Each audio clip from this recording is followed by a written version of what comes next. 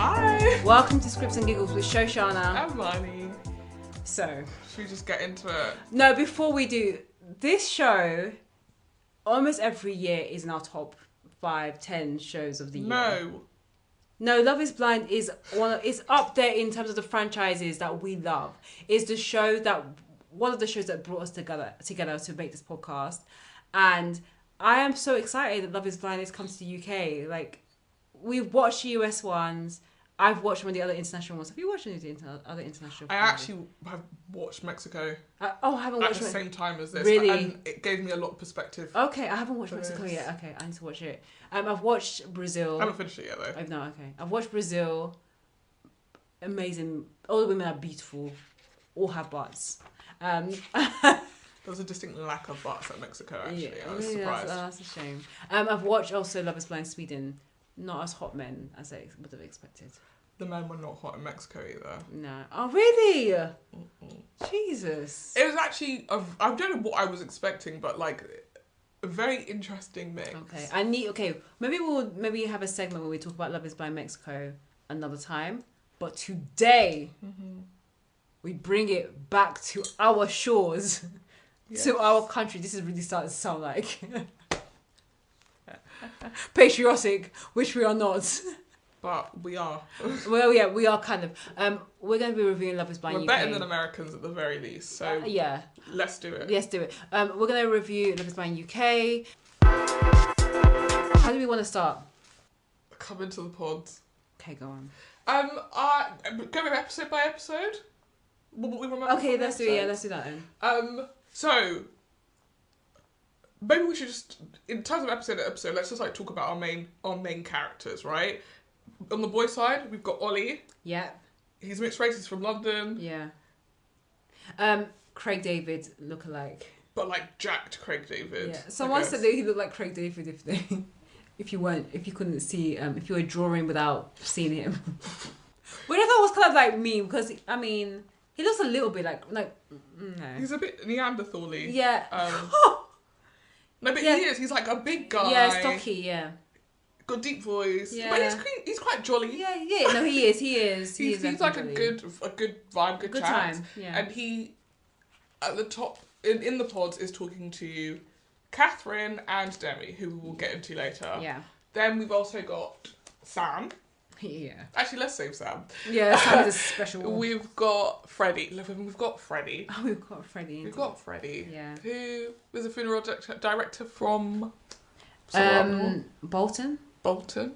Yeah. He is maybe the most handsome man that's ever been on Love is Blind collectively across the world. I was going to say, because I was going to ask you, we didn't talk about this on the pods, because we didn't talk about it off the pods, because I wanted to talk about it here. Else we thought was hot. Who was the hottest people? We can talk about that at the end, but I would say Freddie, watching it, he's definitely the hottest guy. He's actually gorgeous. Yeah. Like, even when they're shooting him from different angles, I'm like, something's going to be wrong with him. Yeah. And there isn't. No. And even perfect. Face, jawline, beautiful. hair, body. I'm sorry, I didn't... even his voice was very soft. Yeah. He's how definitely... did you not just give him whatever he wants? How did they find him? Because he's definitely, like, Love is Blind US. How is he single? Yeah, that's a big question.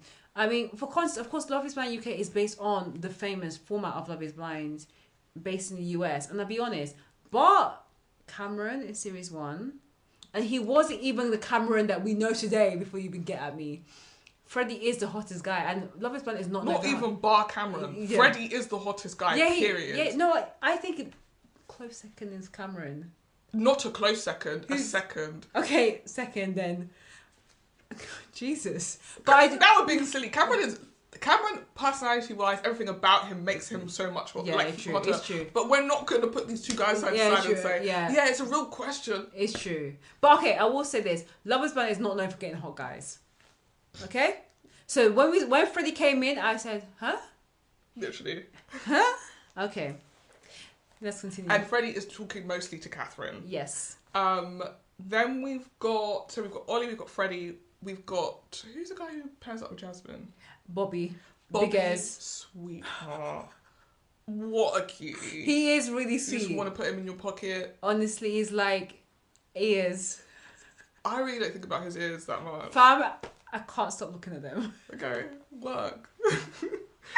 I just think he's like, I just think he's such a cutie, and him and Jasmine such a cute match. They are a really cute match. But yeah, I don't really know anything else about him. Do you know any facts about him? He's a singer. Okay. He does also talk about a bit more about his personal life, where he was close with his brother, but I think his brother passed away, and another family member. So he's experienced life, and yeah, he's a singer. He has a rap on YouTube. Yes. Yeah. So we've got Ollie, Bobby, Freddie, Benaya. Benaya is from up north as well. Yeah. But he's like German. Ancestry. Yeah, his mum has an accent. Yeah. When you meet her later. Yeah. He describes himself as a nomad. He also says, technically I'm homeless, but like in a way that, he isn't, because he has places to stay. He's not a homeless person, but it sounds like he's like, it doesn't really matter to me if I have a house. Yeah, I just like follow the wind. Yeah. He's very like, chill dude, good vibes, surfer. That's kind of the energy I get from him. And you kind of see it, long hair just flowing in the wind. Damn. And then Sam. Oh wait, no, Tom. Tom, yes, we meet Tom. I think we meet him in episode 2, and Mariah. Mariah. Mariah. Oh yeah, Maria. Sorry. Sorry. I always called her Mary, but Maria. Tom is 38. Yeah. Seemed like a cheeky chappy. Yeah, he's talking to Maria and Tash. Oh, I forgot to say, Benaya's only talking to Nicole. Yeah, only Nicole. Well, we only see him talking to Nicole. Mariah. Jesus. It's Maria. Maria, I'm so sorry. Maria is 30, she's Muslim, and her background is... She's Moroccan. Moroccan, yeah. Stunning. She's good. We'll come back to that. Yeah. And then the last dude is Sam from London. Yay! And Nicole, also from London. No, we're doing the girls first. We're doing the guys first. Oh, wait. Oh, okay. Guys, sorry. Sam, is from London. He got plastic surgery prior to coming on the show because he wanted to look good for a show called Love is Blind. Yeah. Got a nose job. I saw the before and after. Barely a difference. Yeah, I saw before and after as well. He is like, people look at me and they're like, Sam, you're so hot. Why can't you find someone? This is basically what he sounds like to me, by the way. Yeah. Why can't you find someone? I'm like, I don't know. I'm just really unlucky in love. The way that he talks is... I know people use this really flippantly. Go on. He sounds like a serial killer. He sounds like these are the snippets that they play in the documentary after he's killed his wife. Like, there's something like I don't know if it's like he has rehearsed this so much and that's why it sounds like a performance, but like not a perform. The minute he came on screen, I was like, something is off here. Something's just off. Like in the way that he's talking, it's off. He talks as if he wants you to perceive him in a different way. He talks as if he knows that he's on TV. Yeah, and that's the thing. Yeah, there's a lot of self-editing. Yeah, there's a lot of self-editing, and his sort of presentation of himself is, I'm like this hot guy who can't find girls. It's like a bit whiny. So actually, he's a bit of I'm a good guy, but good guys finish last type vibe. Yeah. Then also, I'm a man child. I'm a big kid. And it's like there is a lot of things here that are sort of competing with each other, and none of them are good. No, and then like towards the later episodes, you just hear a lot of him going like, trust me, do you like me? Like a lot of insecurities. Me. It's all about, this is what you can do for me. I really want a woman who can make me feel good. Like, if this is how you talk, this will explain why you can't get anybody. Because who wants to be with someone who's just, but help me, give me things. So that's the lads. Yeah. On the girl side, we have Maria. Yeah. Who is talking to Tom. Maria, we said earlier, is Moroccan. She comes from she is Muslim. She's Muslim, yeah. She is a makeup artist. Yeah. She's very, very pretty. Gorgeous. Good vibes. I think say all. Majority are good vibes. We'll get to it. Yeah. A lot of the girls are good vibes. Maria's good vibes. Yeah. Then we have Nicole. Nicole is...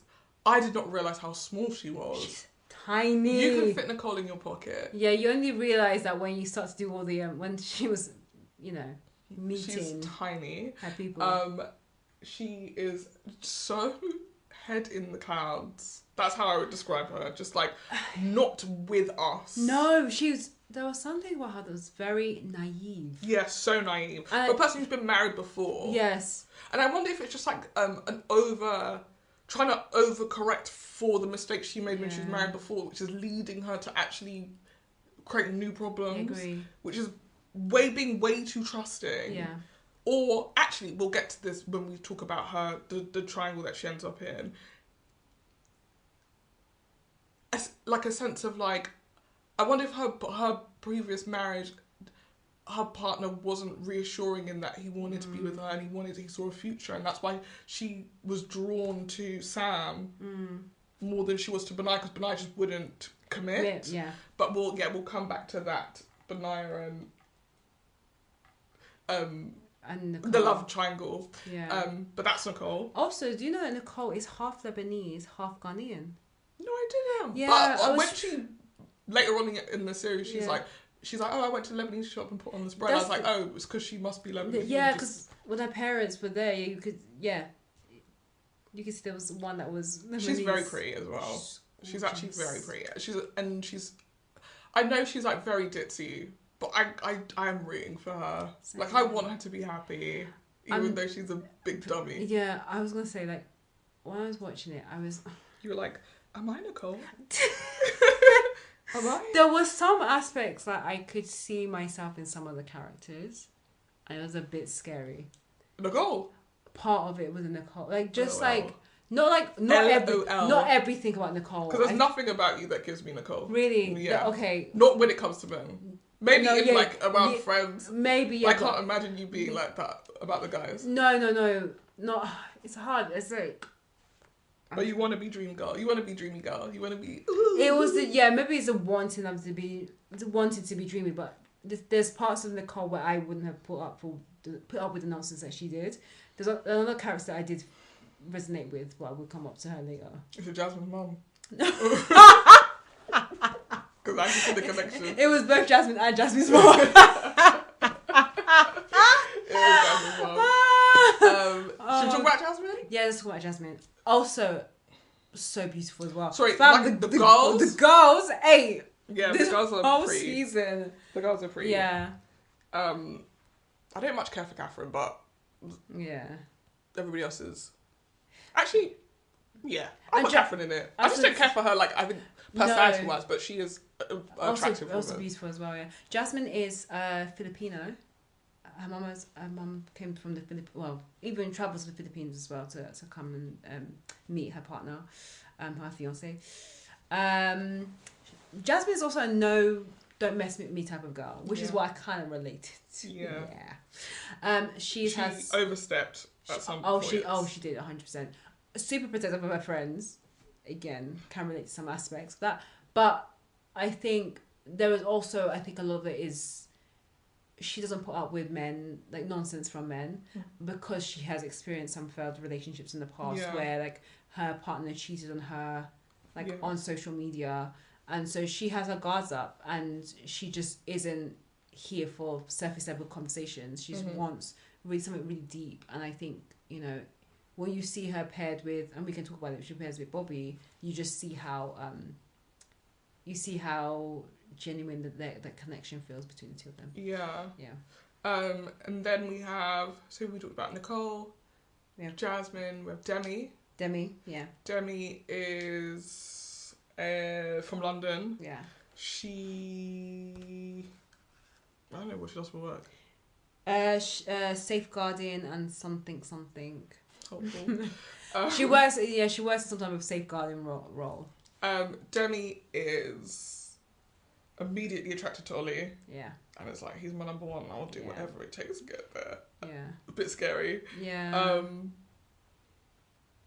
But she has endometriosis, and so I think dating for her involves having to figure out, to have the conversation about, would you be, like, are you willing, like, is children a deal breaker for you? Yeah. Do they have to be biological? Can you adopt? Can you foster? Like, how do you feel about that? Yeah.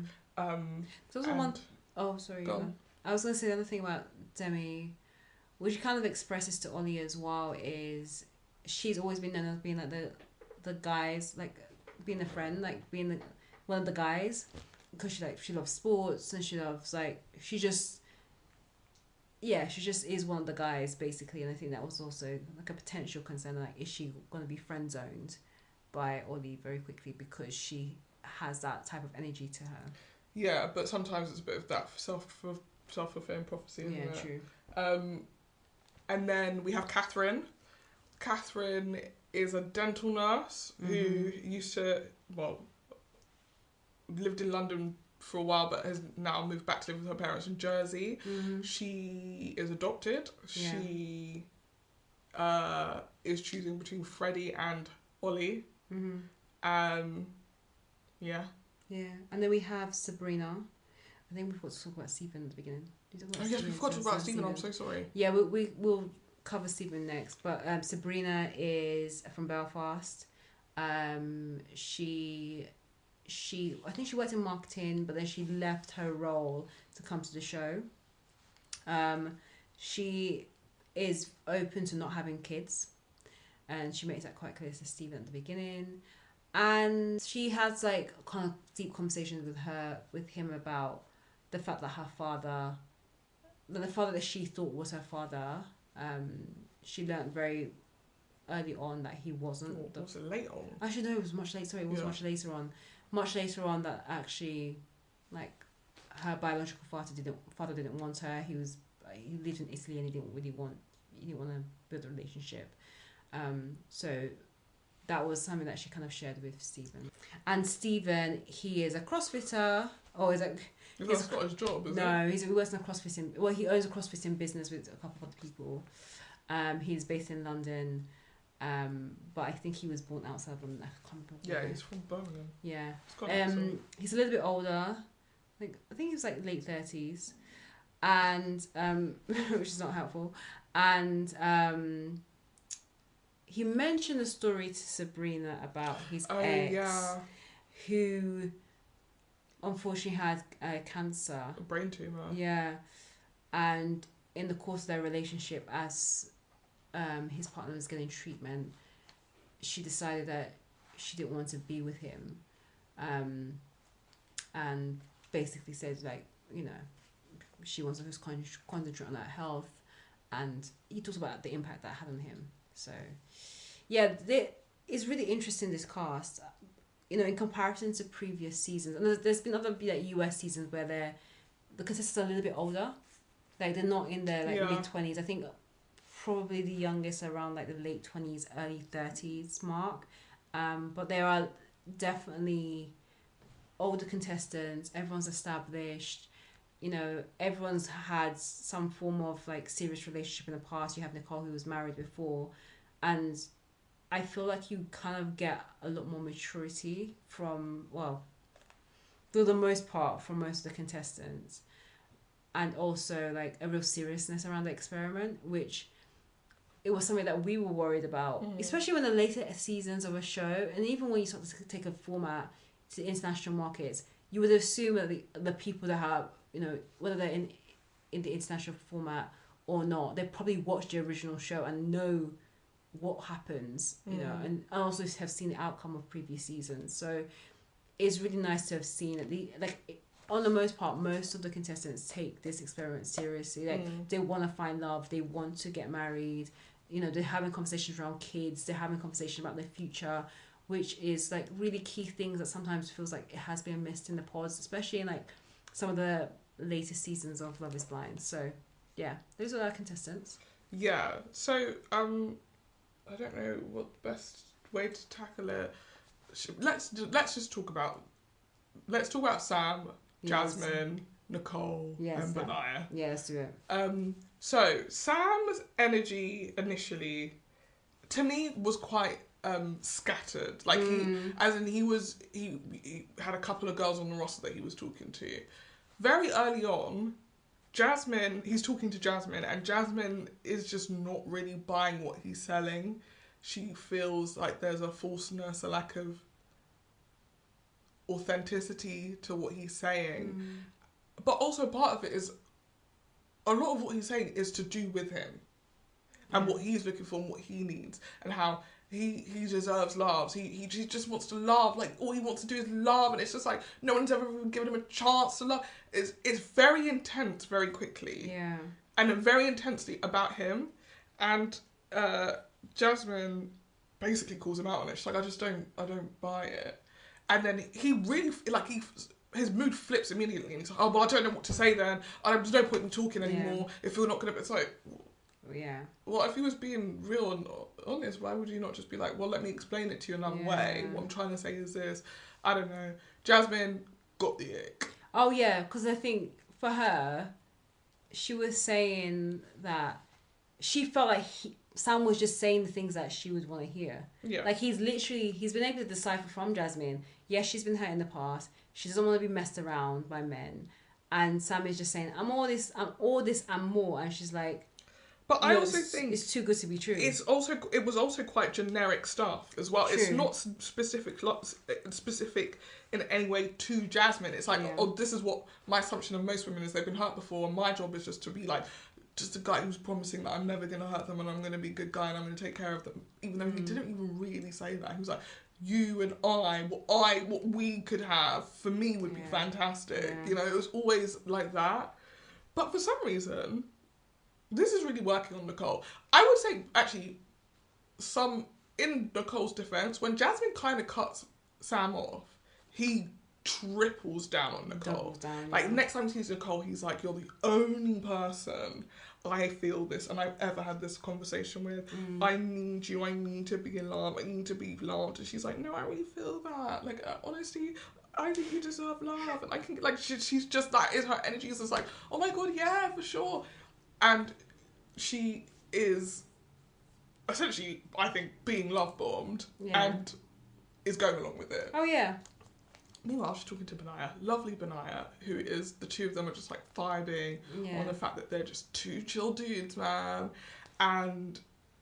But for some reason, when she's asking him, like, well, how are you finding this? Like, do you see this? Is this moving for you? He's like, I can't say anything. I can't say shit. We're on a show to get married. I'm asking you, do you think that you and I could be that? He's like, I can't say that. And she said, okay, cool. Goes to see Sam and Sam's like, I would marry in a heartbeat. Let's get married. And she's like, yeah, that sounds good. That's what I wanted to hear. And from that point, even though I think she was more attracted to Benaya from the beginning, she sort of shifts her attention to Sam because Sam is saying what she wants to hear, which is, yes, I want to get married. Yeah. So... It's... Going back into... Yeah, so there are a couple of weird moments. One being that Sam says, I can't wait to get to the reveal and, like, pick you up. And then she said something like, well, could you pick me up? Just like that shake situation. Yes, I thought that. And I don't know why she said, maybe she was just like, I don't know what you look like. I don't know whether you're, like, a strong enough person to pick another person up. But then he's like, what do you mean could I pick you up? Is you fat? He doesn't say that to her. He goes into the boys' quarters and he's like, yeah, Nicole's talking about how could I lift her up? It's like, obviously, you know, love is blind in that, but is that her trying to tell me she's a fat bitch? Like,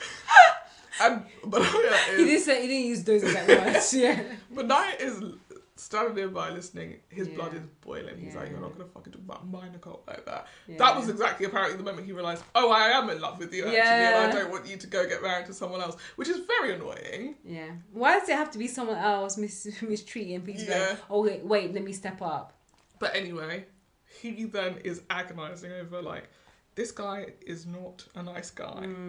Also, because they've been in the pods together, they've been in the boys' quarters together, he's heard Sam talk about the other girls. And so he knows it's been a shift for him to suddenly shift to Nicole. And so he's agonising. And in my head, I was like, rat.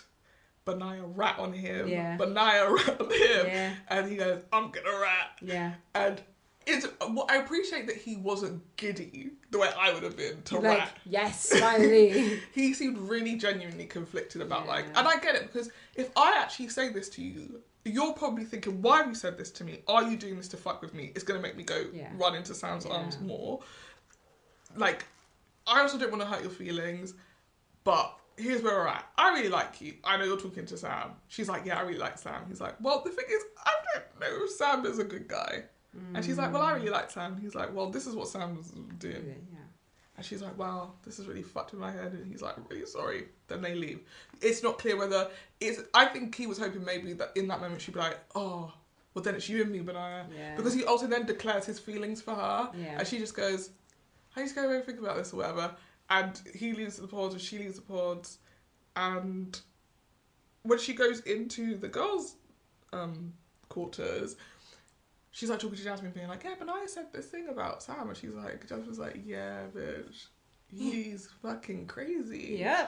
And she's like, oh, I'm going to not take any of this on board. I'm going to listen to Benaya and be like, listen to you, be like, and then go into the pod, and when Sam proposes to me, be like, yes. Yeah, which is... Or dumber than that, I'm going to ask him about it. And then, because, of course, a person who lies... When you ask them, have you lied? Is going to tell you, yes, I lied. And famously, all liars admit to lying when you ask them. It's this level of naivety that Nicole has. It astounds me. Because she seems like a very bright woman, but so, like, blind, no pun intended, to the situation around her. And I think what is interesting, especially as a viewer, is like, we know the truth. We know that Sam purposely has been trying to make it out the pods. Yeah, he wants to make it out the pods. He wants to get married, quote unquote. He wants to do the show. He wants to go to Greece. But as Benaya said, he was not here for the right reason. No. He was very vocal about it. All the men knew, but mind you, I feel like Ollie was still like tight with him. Yeah, I mean, which is interesting. What I find interesting, and we'll get to it later, is like Ollie just strikes me the person who's like, maybe not a great reader of character. No, and I just... Or maybe he's just like, well, to me, Sam has good vibes because he's not doing any of that fake shit with me. Whereas Benaya is like, and everyone can see for Benaya is like, no. He does fake shit, so he can't be friends. Yeah, he can't be trusted. And the fact that he switched from Jasmine so quickly. So quickly to... He's a Jasmine who? Yeah, and he kept on saying, now... Jasmine's dumped me, her loss. Now I'm just going to zero in on my next number. Like, because Nicole was never his number one. Like, let's be for real. No. He was talking about Jasmine my number one, Jasmine's my number one. So that was really quite interesting to see. And, I loved Jasmine in the pods because she was a no nonsense type of girl. I related to it very much. Especially when it came to the men aspect. She asked very specific questions and she knew exactly what she wanted to understand from them and what she could decipher even without seeing them, which I thought was a great skill. Now, the thing is, what kind of was scary about the Nicole aspect is because the fact that she didn't see it either, even when Jasmine had told her to her face, like, everything that he has said to you, he has said to me. That's exactly like that season of Love is Blind 2 seasons ago. The girl said to the black girl, I can't remember their names now. He rehearsed what he said to you, he had said to me the day before. And then, based on that, the girl broke up with him. And I was like, yes, once you know, and once you smell something fishy about this man, cut it off because they will play you. Like, they will play you. And Nicole was like, no, I'll do it.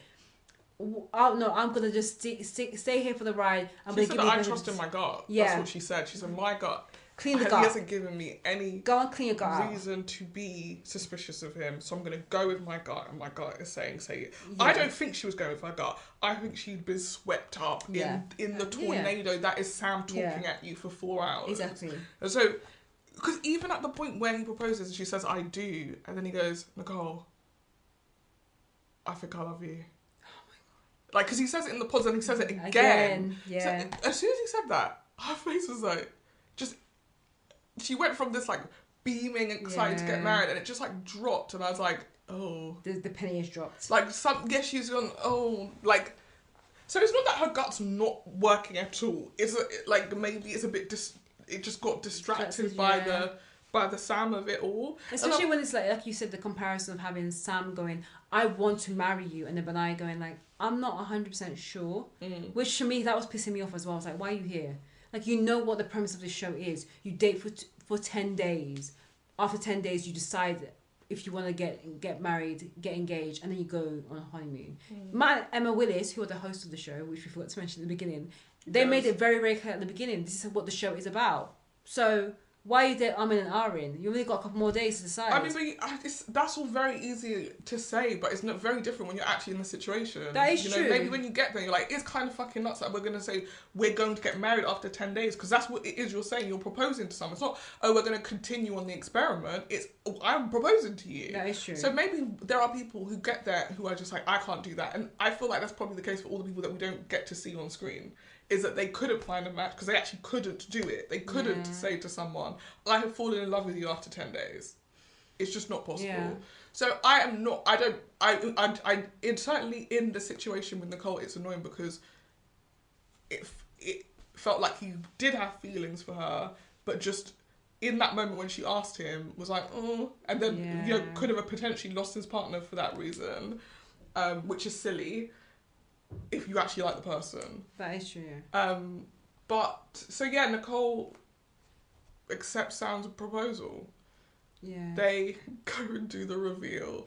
And at the reveal was the first time I realised how small Nicole was. Yeah, exactly. And I didn't realise that Sam was tall. So tall. But then everyone seems tall next to, because even Benaya seems like gigantic. Yeah, she's like, maybe Nicole's just the smallest person in the world. I think she probably is really small. She's so tiny. Yeah. But that reveal shook me to my core. I screamed. I said, this is the best episode of television I've ever seen in my entire life.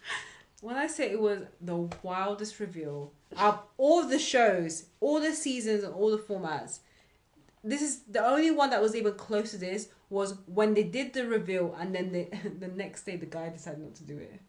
What was that? Brazil. Series 2, I think. But that was, you didn't see it in the reveal. Whereas this, chaotic. From start to finish. Absolutely.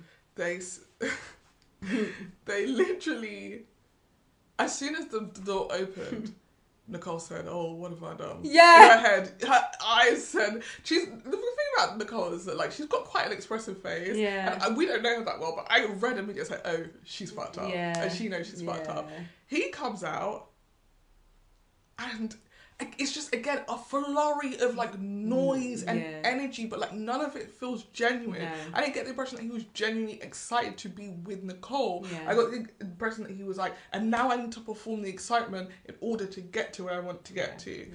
He comes up to her, they don't kiss at all as well. Oh yeah, I noticed that there's not one kiss. There's a lot of hugging each other. I feel like maybe he's trying to go in for a kiss and she just keeps hugging him. Yeah. He can't get the ring on. He doesn't even bother to open the box. He gets down on one knee and then she does it. Gives her the box, so she's got to open the box. And then when it's time to put the ring on, she puts it on the wrong finger,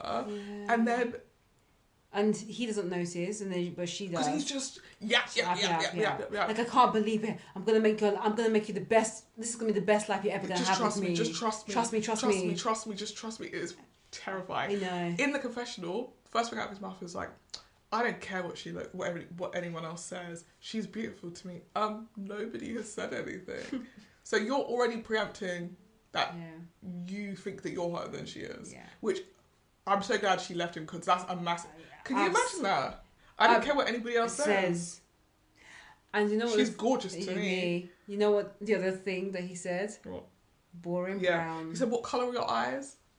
When they sit down, for some reason, when he's doing his, I'm going to make you so happy, I'm going to make you so happy. And she's like, oh, I'm just so overwhelmed. And she's shaking. She literally barely says anything. Yeah, she's shaking because she knows. She's like, I'm trying to take it all in, but she's shaking. Because she's terrified. Got the ring on the wrong hand. No, she probably knows I am making the biggest mistake. Yeah, the energy is just not there. At one point, he's like, am I what you expected? Am I trying, like, do you like, but tell me I'm pretty, basically. Yeah. And she's like, yeah.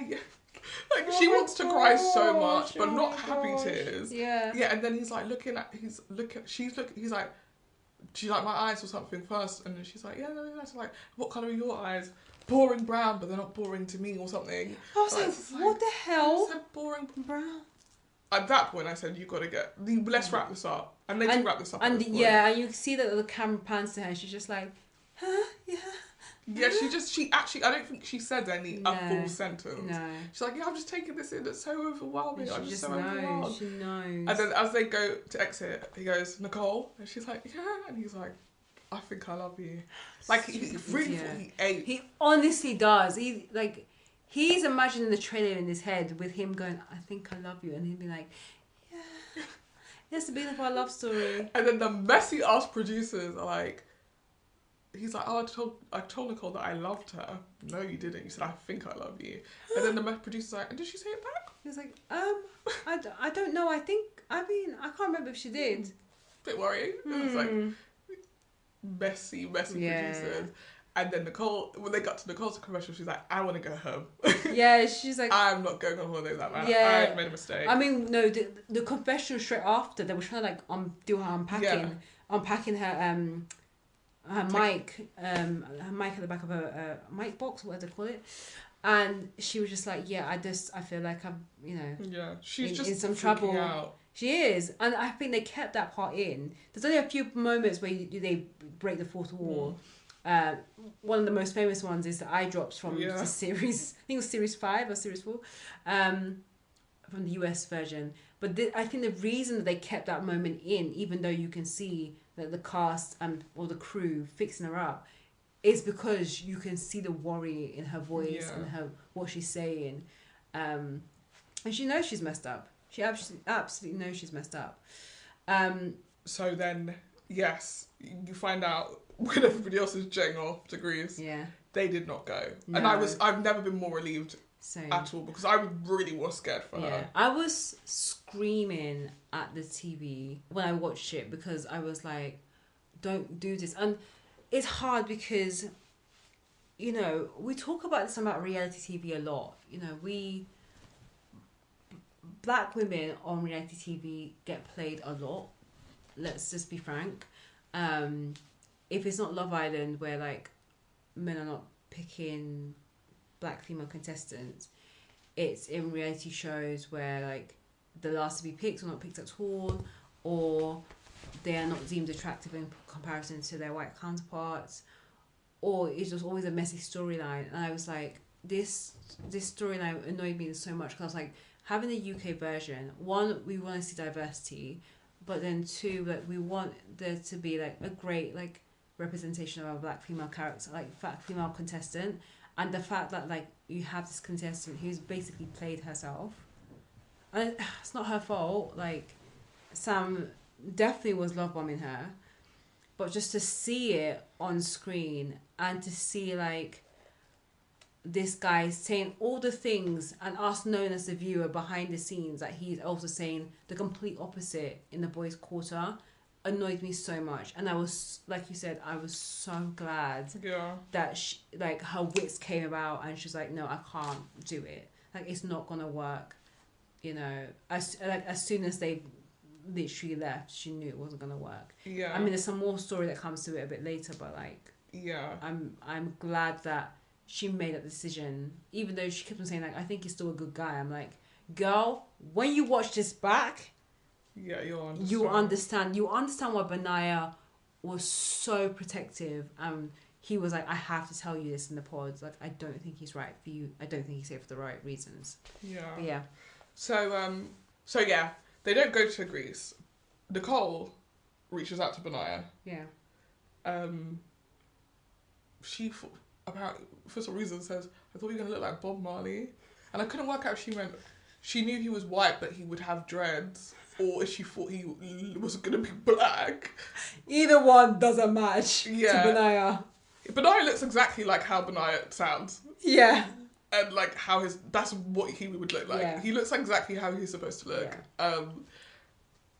He is like, yeah, no, you really hurt my feelings when, you didn't choose me, and I was just really worried about you. And, does that for a bit, and he's like, but yeah, I want to go to Greece with you. Yeah. And he like proposes to her, and they get to go to Greece, which I love. It was really sweet, actually. And that's when I was like, of course they're always suited together because they are a bit woo-woo.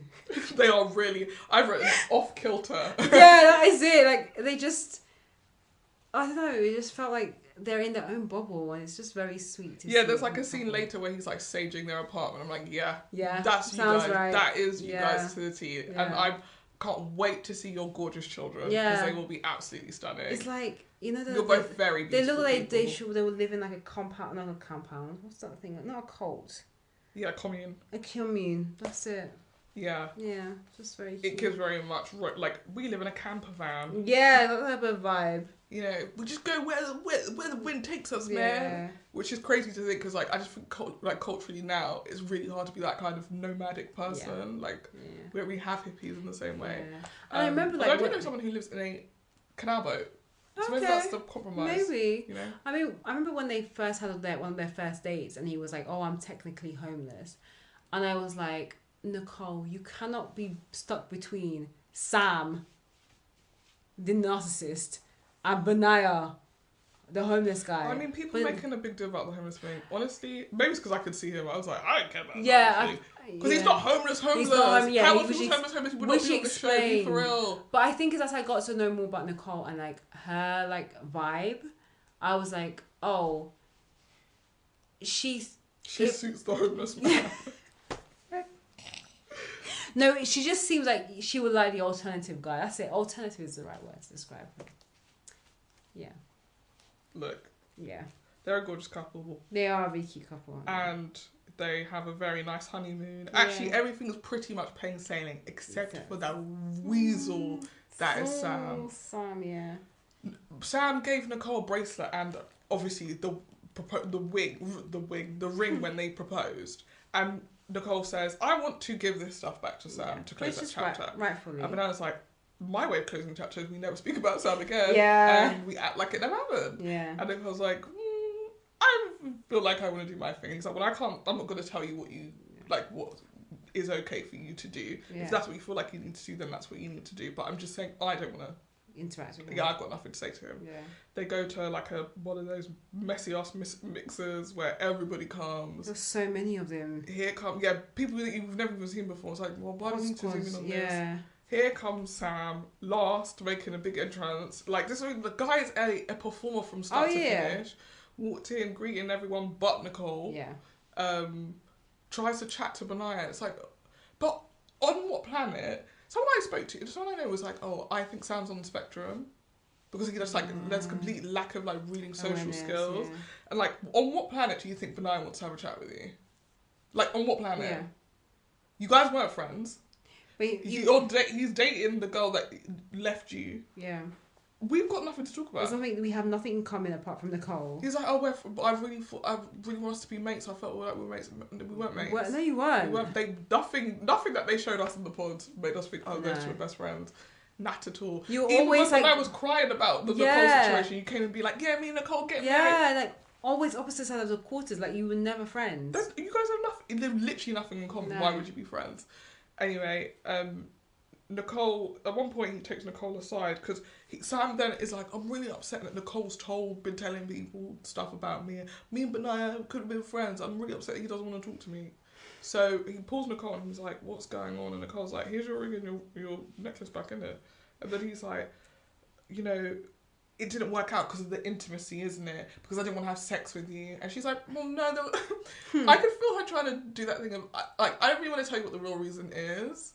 So I'm not really saying anything. Yeah. And I was like, actually, Nicole, you need to with someone like this. Because he's going to run with his narrative, which is you wanted to have sex with him and he didn't want to have sex with you. And that's why you left him. Which doesn't strike me as something that she would do. No, I mean, what she said, I don't know her. No. But like from her personality, if that's what she wanted to do and it didn't work out, I don't think she would take it so personally that she would divorce you. I think from what she was saying was, I wanted to be intimate. That's like part of my love language, but it's also just to see if there was something there. I'll be honest, I think that the intimacy was the last resort because and there wasn't any intimacy. No. That's why I said they were the only couple. They didn't kiss. I think they're like the only couple in my recent memory to not even kiss once in their meeting. Yeah. Like the intimacy, that might have been why she even had another red flag. It's like there was no intimacy. Why didn't you want to kiss her? Because you have boring brown eyes. Yeah, boring brown eyes and you're fat. And he doesn't care what anyone else says. No, you're gorgeous to him. You're gorgeous to him. So then they seem to have a pleasant. Well, she's trying to squash the conversation. He's longing it out because his airtime. Then Brian's just getting wound up. He's getting wound up by his. He's like, no, I'm gonna have to tell him about himself. Goes outside. He's like, I'm gonna tell you something. You fucking suck, and I think you're fake, and you only came in here to be famous. And he's like, oh my god, Brian, where is this coming from? Like, oh, you're mad, you're crazy. Like, I think you're the performer.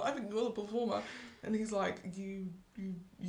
I know that you've come in here for the wrong reasons. Yeah. Everybody knows that you've come in here for the wrong reasons. And then he's like, did Nicole tell you that she tried to have sex with me? Oh, like, honestly. And then Benaya, like, is like, I don't know, having heart palpitations. He's like, that's so fucking disrespectful. I actually don't want to talk to you anymore. I'm going to go. Yeah. And, like, you could read that as, like, oh, he didn't know about it. And that's really hurt him. Because that's the way they edit it in the trailer. True. But I got the impression that he did know. Yeah. And actually, he was just more hurt that you would even say that to try and embarrass her. Yeah. He probably likes that girl. He loves that girl. He proper likes that girl. That's what I'm trying to get. Yeah, when he said when his parents come and visit Nicole and Benaya in their house, and they say, you know, the mom was like, he was distraught, he was crying. The sister was like, I've never seen him like this heartbroken from any relationship after Nicole rejected him. I was like, oh no, he cares. He loves her. I mean, her. I feel like if him and Sam were having a fight, Sam will probably beat him down, but like, I don't think Sam would. I think Benaya, that I mean, there's like a rage. Yeah. There's a rage. You know why? There. Because like Benaya's a bit like slim and he is a bit slim, but slim and stout. He gives little like nimble. Yeah, true. Because they're both really tall. I feel like the hair goes up in a bun. It's a wrap. Oh God! My hair's up in a bun. It's a wrap. Finished. Yeah. I'm finished putting my hair in this bun. You better run. I think one thing about Nicole is like she does not want to make a big deal. Like she just wants to leave it be. But I think he's been hurt before where like justice hasn't been done. Yeah. And I think he was like, no, justice has to be served, especially for the people I care for. So you need to know about yourself because it's true. Nicole went in there, oh yeah, I still wish you all the best and I no hard feelings. And but I was like, no hard feelings. There is hard feelings. Yeah. Don't tell him that he's a good guy because he's not. And I get that. Like, it would bother me as well if it was like, this guy's getting away. Yeah. Like you said, justice is not being dealt to the person that deserves to get it. He's not a good guy and it needs to be acknowledged. I think Benaya's playing the was like, get a backbone. Like, if you need, like, and I think that was quite nice. It's like, he's trying to empower her. Like, yeah, like, if he is, like, disrespecting you, like, stand up for yourself. Yeah. Because you don't have to be nice to him. No, because really and truly, had she had a backbone like Jasmine, they wouldn't be in that situation. No offense. But yeah. So, yeah, that's hopefully the last we see of Sam. Yeah. Nicole and Ben power on towards marriage. Yeah. We are waiting to see if they make it. Yeah. I really hope that they do. Same. I really hope that they do. And I think that they will. Because I do think they're like kind of kindred spirits. Yeah. But it comes down to that thing that we always talk about, which is, are you looking in a partner for like someone who is exactly like you? Yeah. Or are you looking for someone who like balances out your traits? And I think actually maybe what's good for them is they have lots in common, but the things that they don't have in common are useful to each other. So yeah, him being like, no, you've got to stand up for yourself. But again, and he's not saying it in a like patronising way. It's just like, that's not okay. It's just an empowering way. It's like, and if you don't want to do it, that's fine. But I will take up the mantle for you. It was really nice to see that. And because a lot of these men will let other men insult you. They're not right for you. No. And I think about like Benaya and Nicole, the story and how they formed is very similar to Zach and Bliss from series 4. Yes, yeah. You know, they just had a baby. And they just had a baby, you know, congrats. So, you know, of course Zach was the one that proposed to another girl. And fell for a girlie who just wanted to be on the show. Exactly. And then, you know, went back to Bliss afterwards and he made a mistake and, you know, she let him back, you know, and you know, now they're together, got married. And it's weird because maybe it was the way the show was edited. I didn't see the connection that much with Zach and Bliss in the pods, and then you only start to see like the compatibility after the pod when they got together, and you saw it more. Whereas I was seeing that connection with Benaya and Nicole in the pods, and then when you see them out of the pods, it's like is he even like stronger, and you're like, wow, you both just fit into this world, like you both fit together so like clearly. There's a bit where when they're like going to bed on like the first night on the holiday, he's like, oh, I better not see any wandering hands, and then she's like laughing her head off, and she's like, you're so funny, and I was like, wow, girl, this joke is mid. You must like this guy. Like, you like him. You stop, you're so funny. I can't stop laughing. I don't know about it. She is really kooky. I don't know what it is. There's something very like. She is very kooky. No, yeah, he is, but there's something about her. I'm saying she's actually much more kooky than he is. Yeah, there's something. I don't know. I can't put my finger on it, because at one point I thought, because she was so kooky, I wasn't sure if she was even acting at the beginning, because she was so like, maybe it's a bit of nerves, but it's just the way she came across. But then I just realised that is her personality. Also, do you know what? Justice for the black girls who are fucking weird. Yes, fam. Though we don't see a lot of these girlies on the TV. I feel like that's what makes it. You're like, no, she can't be. And it's like, no, she is actually just a bit of kooky weirdo. Yeah. And she's managed to find another guy who's like, I love that for her. Yeah, I really do. I do. So I hope they stay together. Yeah. Next. Should we talk about Demi and Ollie? Let's do it. Demi, Ollie, Catherine. Demi, Ollie, Catherine. So Ollie is talking to Demi and Catherine. Yeah. He's getting homegirl vibes from Demi. Yeah. He's getting flirt vibes from Catherine. And and he was like, oh, yeah, Catherine just strikes me as a person that, like, just is hot and, like, wants to be flirty, and Demi's, like, a person you can build a life with. But Catherine's the girl that goes to Nobu and goes to all these fancy clubs in London. But what I found, a bit annoying about that is, well, you're flirting with her. True. And you're flirting with Demi as well, so, also like, true. I find it a bit annoying to put one person in a sex box and the other person in, like, friends. Wife box. Yeah. And that those two things would be separate. It's weird. I'm not like a person who's like, always lead with sex, but like, sex is a big part of marriage, and you don't want to be married to someone you have absolutely no sexual chemistry with. Yeah. So I think it's a balance. Yeah. I found him. It felt like he was picking between sex and like the comfort of friendship, rather than like a merging of the two and trying to either figure out with Catherine if they could be friends or figure out with Demi if they could be sexual. Yeah. But there was nothing, like, there was no... that we can see. Yeah. No. And obviously, yes. But in the pods, I didn't get the impression that he was trying to explore either side with those people, but then was saying, well, she's only sexy and she's only a friend. I agree. Even in the pods, you can still kind of lean to some of the sexual energy, because like Bobby and Jasmine, they were having this odd. There was in one of the episodes, they were having this odd ass conversation, which was just them spitballing innuendos at each other, and I'm sitting there going, okay, they're just talking about sex. In Mexico, they're asking people, do you want to do threesomes? Okay. In Mexico, they're asking, I need to watch. What's the wildest thing you've done in sex? What kind of, are you dominant? Are you submissive? Really? Like, and not in a like, I'm just making you horny. Like in a really practical, like you would ask, like, do you like dogs? Do you like pizza? What's your favorite colour? What's your favorite position? Like, how often do you want to have sex? How important is sex to you? Like, and I think it's good to have this conversation. Those are good conversations to have, especially if like this is like you're working towards marriage. In this instance, you didn't get much of it. Like, in Jasmine and Bobby's only conversation, though, it was like a bit more like they were kind of like egging each other on. Like, don't worry, when I see you, it was sexual, but it wasn't necessarily there was sex. Yeah. It wasn't like a practical conversation about like your sexual needs in the marriage, or preferences in the marriage. It was more like, we're gonna, when I see you is going on, you know. And even like Tom, when he was talking about Maria, which we'll talk about a little bit later, he talked about the fact that he felt more sexual energy towards her. Yeah. So I never got that with Demi and Ollie. I got friend vibes. I definitely got like, I could see the two of them being friends and guys and chill together. But I think for someone like, I think probably the reasons with that is quite interesting, isn't it? Because I think Demi and Catherine both have insecurities, right? Yeah. But Demi's insecurities revolve around her appearance. Yeah. And the fact that she feels like the kind of guys that she's attracted to would be attracted to her, right? Catherine's insecurity is like about being adopted and always feeling, I think, like she's waiting for people to abandon her type thing. But because Catherine's not, her insecurity isn't about her body, I think it's easier for her to be flirty. Yeah.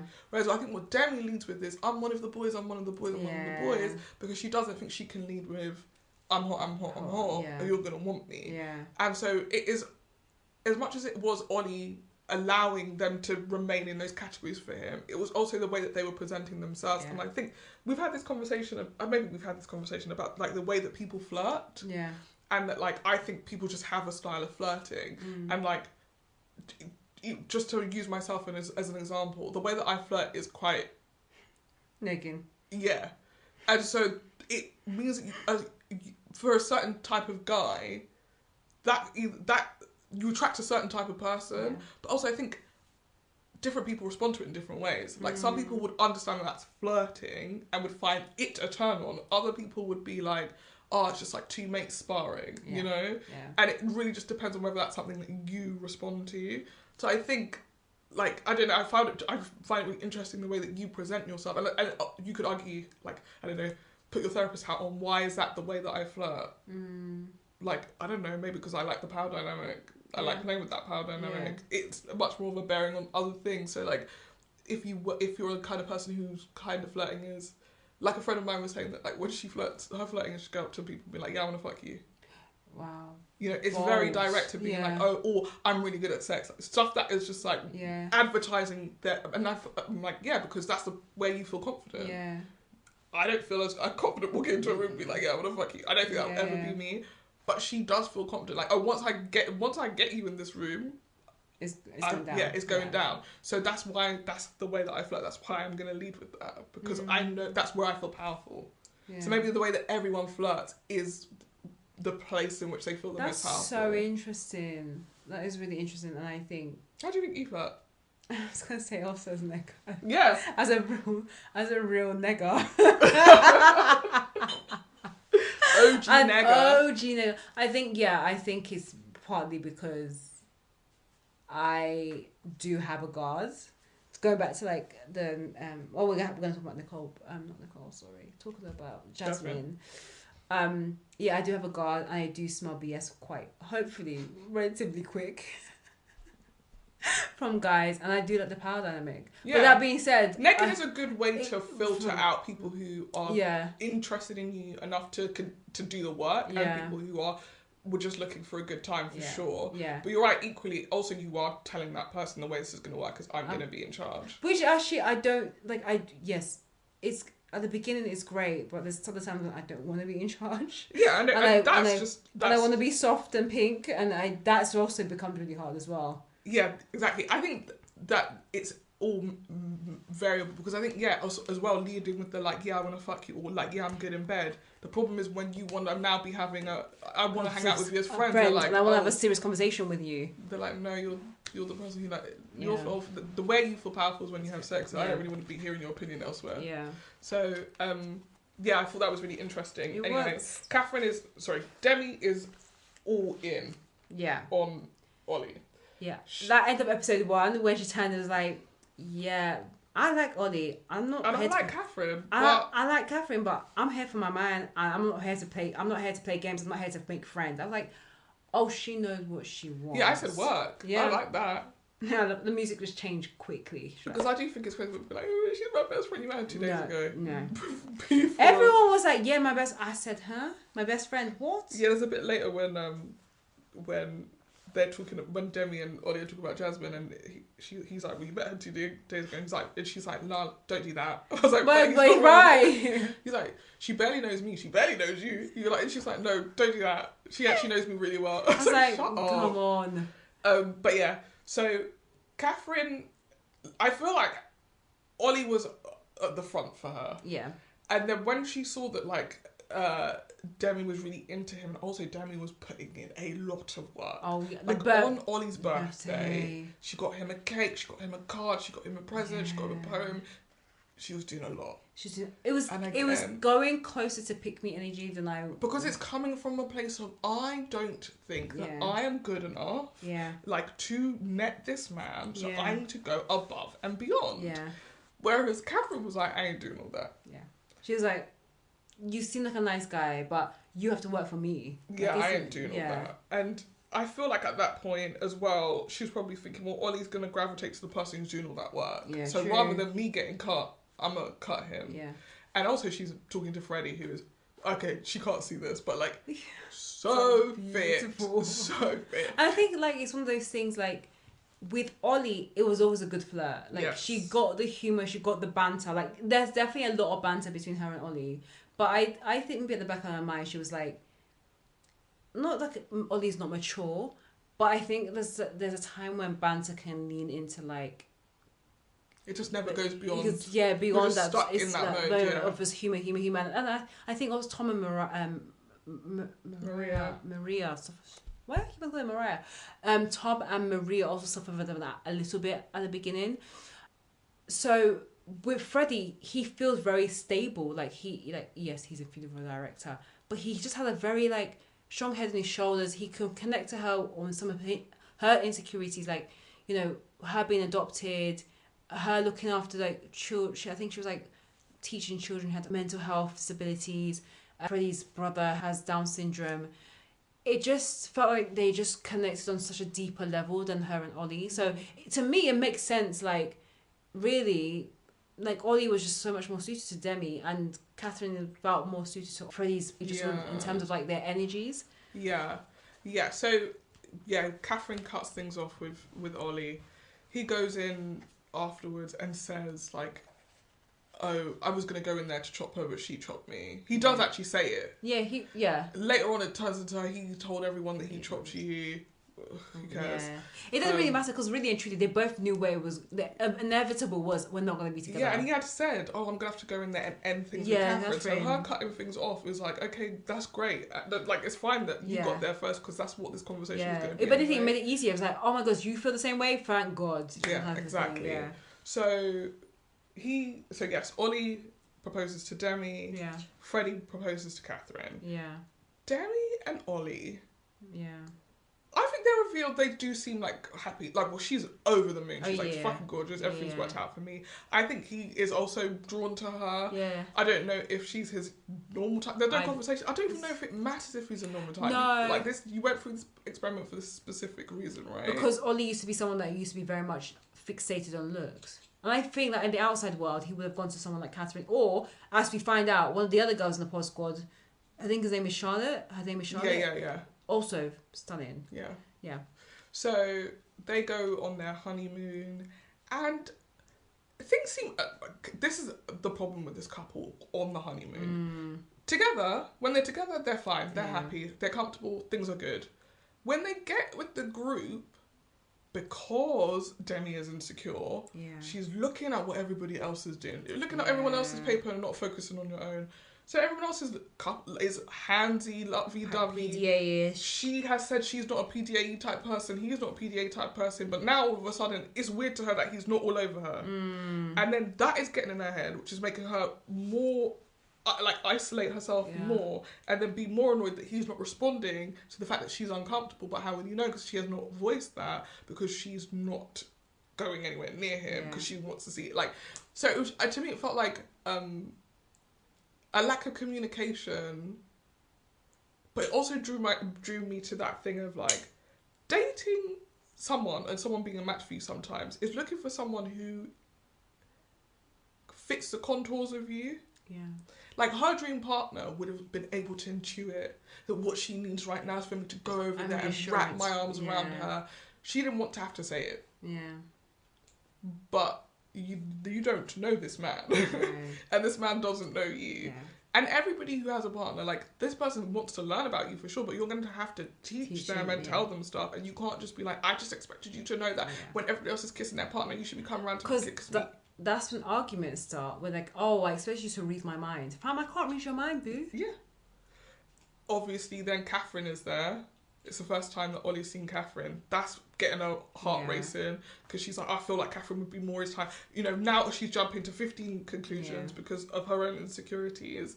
And the other thing that there's a bit of like the girls gassing her up, and it's like, yeah, you are usually so bubbly and like you're sad and it must be Ollie's fault. Nobody is really talking about the fact that, like, when you have an insecurity, it doesn't have to be anyone's fault. It could just be you. Your brain is convinced that you are the problem here, and everyone hates you, and you'll never find love, and it's all in your head. Yeah. So yelling at her, what could Ollie have done, and how would he have known to do it? No, because she didn't say anything to him. She was just quiet, and the fact like, oh, he didn't come to me after speaking to Catherine, like, it just it felt just very icky. Of course. Yes, you know, there's a point where Ollie goes to speak to Bobby and was like, you know, I still see Catherine looking at me across the room. Yeah. I still see this and this and this. Yes, probably he should have been having a conversation with Demi. I'm not going to be funny. No, I actually don't agree with that. Then what? Why are you coming to me to tell me that the girl that you used to talk to is giving you eyes? No, maybe not saying that, but I do think that after the conversation he said he had with Catherine, he should have gone to Demi and said, me and Catherine chatted, we're all good, like, we aired it out, you know, there was this conversation about, like, who broke up with who first, but look, we've decided that we're all good, like, I wish her the best, she wishes me the best, and leave it like that. Yes, he should not have gone to even Bobby and been telling, I can see that we're looking at each other, and he would definitely not go to Demi and say, oh, I'm giving her eyes from across the room, because, mind you, if you can see that she's looking at you, you're looking at her. Yeah. So, I also don't know how... As you're talking about it, I'm like, also, like, even coming up to me, I'm thinking if it was me. Yeah. And you're coming up to me, like, so I had a conversation with Catherine and everything's good. I don't care about this. True. Why are you even coming to me to talk about this? I don't care about this. It's true, but I think for someone who is insecure like Demi, it would actually be beneficial for her to know that, like, we've had the conversation. Even before, actually, perfectly honest, you should have done what Catherine and Freddie did before they met up, where Catherine said, look, I'm going to have to speak to Ollie. I mean, I know there was a specific reason for why she wanted to have the conversation, was to kind of air out and stop him, like, badmouthing her. Well, he wasn't badmouthing her. Which he wasn't. No, he wasn't. But, like, they had the conversation before they met with the group, going, like, we're going to have a conversation. I'm going to have a conversation with Ollie. We're just going to clear the air. That's how it's going to be. And Freddie said, look, if you need to do what you need to do, go and do what you need to do. And I felt like it was just such a healthy way of having that conversation, knowing it was going to have to happen, because... yes, they end up having this relationship before she chose Freddie. So... yeah, but saying they had a relationship, they stopped talking in the conversation. Do you know what I mean? Like, it's like, oh, let's just not turn this into something. Like, we weren't going to get married. And that's the thing. Like, it wasn't even that thing. It wasn't that thing at all. It didn't get far enough that you thought he was going to marry me and I thought I was going to marry you. That would be a different situation. It's not like, what's his face? Oh my goodness. Season 2, Jared and... oh my god. Yes, I know who you mean. Like, when that guy was crying into his tea towel, soaking it up with tears after she said no to him. It's not gonna be like that. Yeah, so it was not a that thing. So I don't really know why. And I actually think he says that. Ollie's like, I don't really know why we need to have a conversation, because it's like I didn't think we had a problem. Perfectly honest, they could have had that conversation with all four of them. Catherine, Thing, Ollie and Demi, and just be like, how do you think? Oh my god, it's great to see you. Yeah, you know, haha. I mean, it might have been a bit awkward to be like, oh, do I look like how you thought you could look? No, you're like actually way further than I thought. Do you know what I mean? Maybe not in front of your I mean, that was diabolical. Honestly, diabolical. Yeah, you're actually so much sexier than I thought you were. Excuse me? That's the end. That is the end. What? It's a conversation. I said it in front of you. I'm so done. I'm so done. Maybe what's the problem? No. This again. This is like, don't shout. This is like AD and that squarehead. What's this boy's name? Like, you're thicker than a Snicker. That ass is a shelf. In front of your fiance, double Chelsea facts. and oh my god, what's that boy's Jimmy name? And Jimmy. Oh, so that disrespectful, absolutely disrespectful.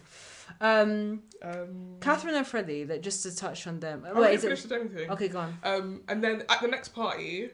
At this point, so after that, when they're alone together, Ollie asks her what was wrong. She says, oh, I was feeling insecure, you didn't come home, you didn't do PDA. And he's like, well, we're not really PDA people. even though actually if you go back and watch that footage, right at the beginning of the party, he is hugging and kissing her. Yeah. So I find like the idea, like the way that she spun it, where it's like, you never came up to me once, like that's not true, but fair enough. And like, he's like, oh, okay, well, thank you for telling me. They sort of leave it off being like, okay, but I actually also think that we're in a good place. I don't think this is that much of an issue. They then go to another party. At the second party, for some reason, the girls, like all the girls running around this time, Catherine's like, you're not who you are, babe. Catherine decides to pull Demi to be like, I just want to square things away, that like nothing going on. Like, you guys are making this much bigger than it needs to be. I swear to you. But then, while I think Catherine and Demi have a conversation, Bobby and Ollie are talking, and then Jasmine comes in, and Jasmine's like, yeah, so Bobby told me what you told him, and I actually feel like you should have said that to Demi and not to Bobby. And Bobby's like, yeah, maybe you should have actually said it to Demi and not to Bobby. And Ollie says, you know what, yeah, you're right. Actually, thinking about it now, I probably should have had a conversation with her. It's like, and like, also, but where's your head at? And he's like, what do you mean? It's like, where's your head at? Do you actually want to be with her? He's like, yeah, of course I want to be with her. It's like, but do you actually want to be with her?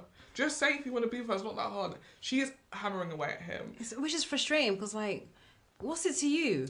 I found, and then this was a bit, I found this really intriguing.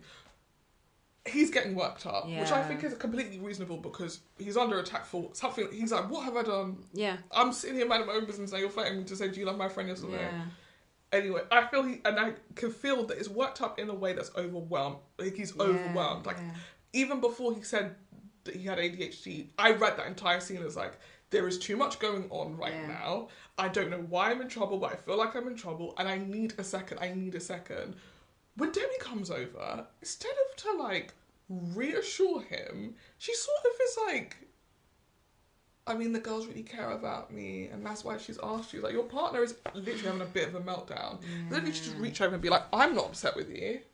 I'm happy. He's like, are you telling people that I've done stuff? She's like, no. And he's like, okay, so why is everyone mad at me? And she's like, yeah, well, the girls are just really protective with me. And she's like smiling a lot, which was really starting to wind me up personally.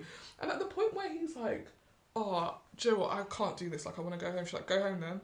Yeah, I didn't like that. At all. It just felt like... very dismissive. It did. It felt like there was no support and it was like... yes. My girls versus you. And I'm not saying she has to pick a side. She could have told Jasmine...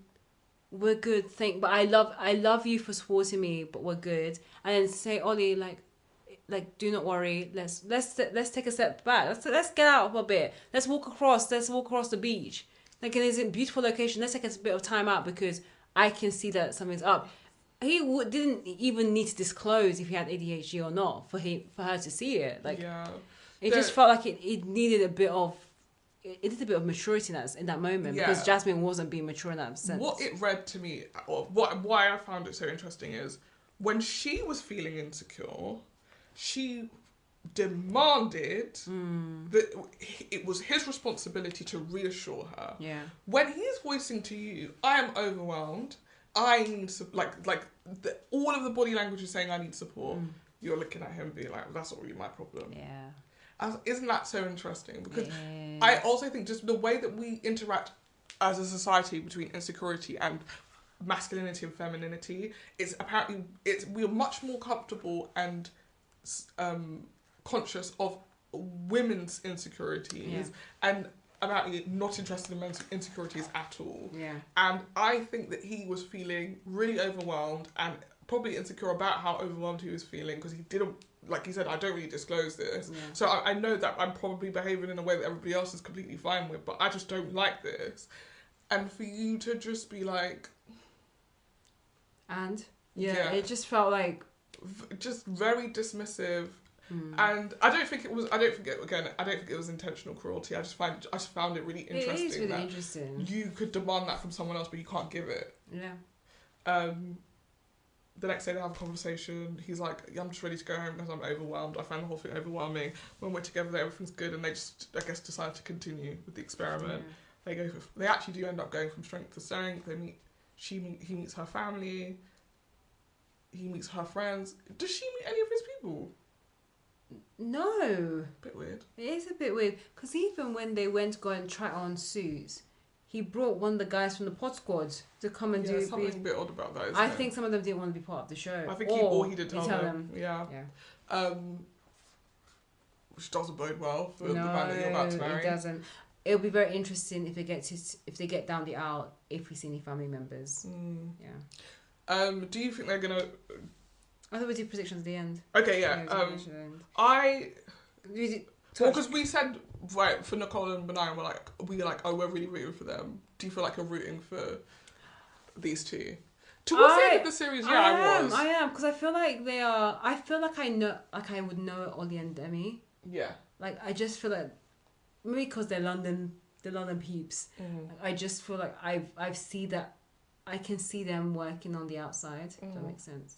Yeah. So I am rooting for them.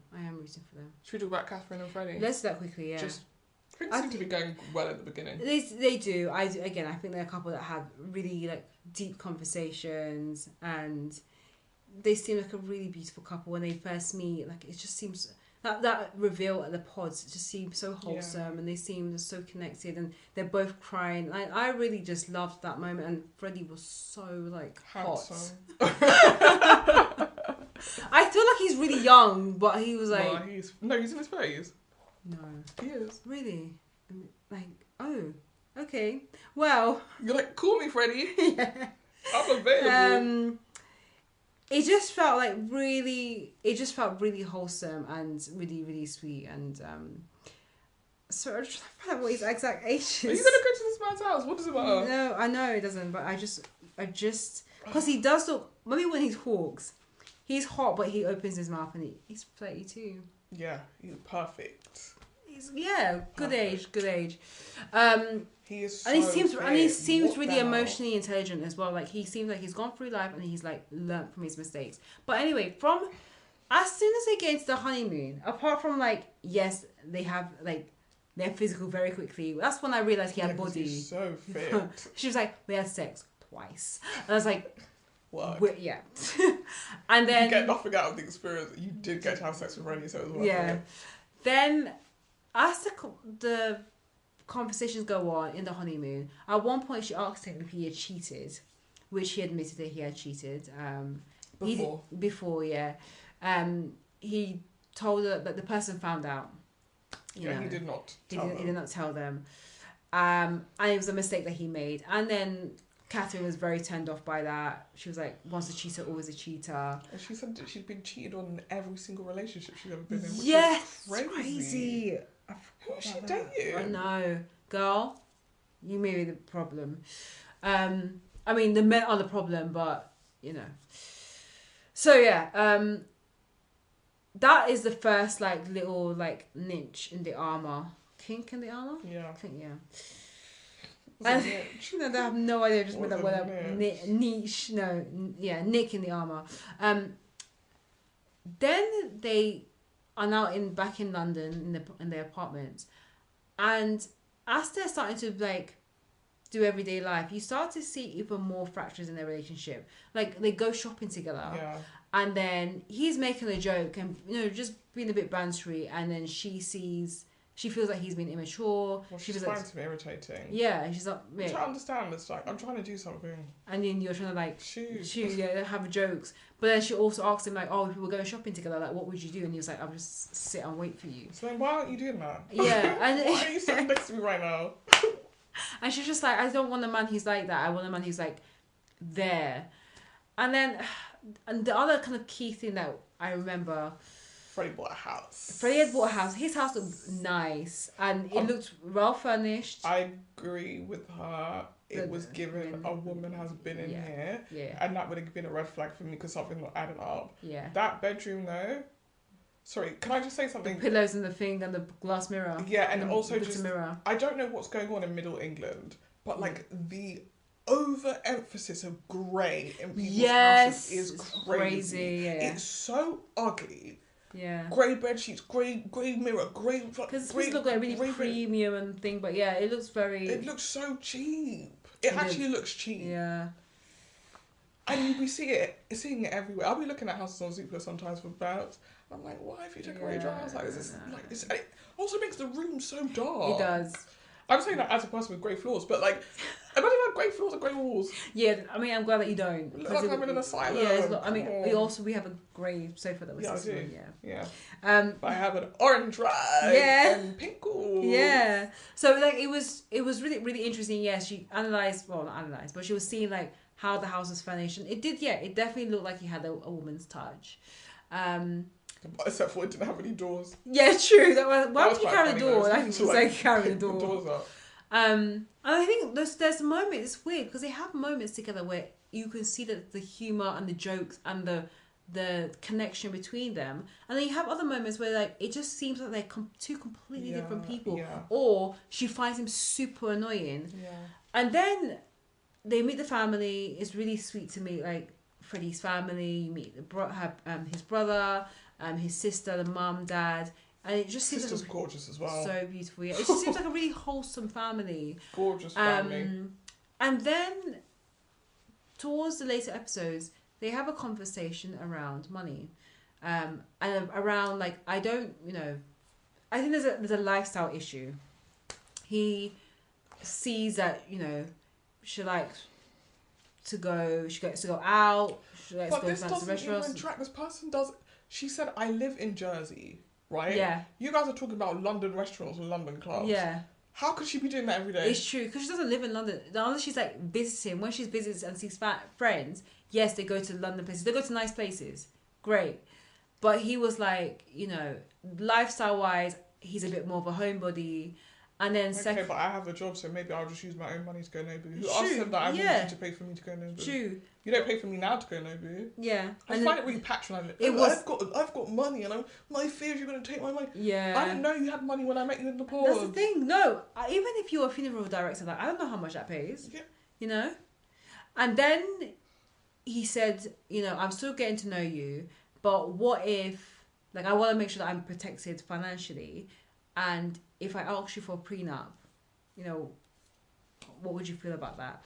That if I have my home, I'll give it to my sister if anything happens to me. And where will our children live? And that's like, I feel like that is not even just more like a kink in the armor. That's like almost like completely shattering the armor, because it really starts to create doubt in her mind. Yeah, it's giving you one of divorce me. Yeah, and even the friends, like when they meet Catherine's friends, they're like, for you to be talking about prenup so quickly is as if you're preempting and planning a separation. Here's my thing. Go on. I get, to some extent, I understand a prenup, right? Yeah. If it is that I'm coming into this marriage and I'm not going to provide any value to you whatsoever. Yeah. But I think I can understand why it feels cruel if we sign this prenup right now when we're in our 30s and we don't have any kids, and we've been dating for a month and we're going to get married. What happens when we have children? Yeah. If we were to divorce, would you expect me and our children to be on the street because I came in with nothing, so I should leave with nothing? Okay. Like, that's the part that doesn't make sense. Do you make stipulations in the prenup for, and if we have children, then that changes? I think there's some prenups that do that, but I don't know how that works exactly. Because I understand that you love your family. No, I get that 100%. I get that, but marrying someone is bringing that person and saying that person is family now.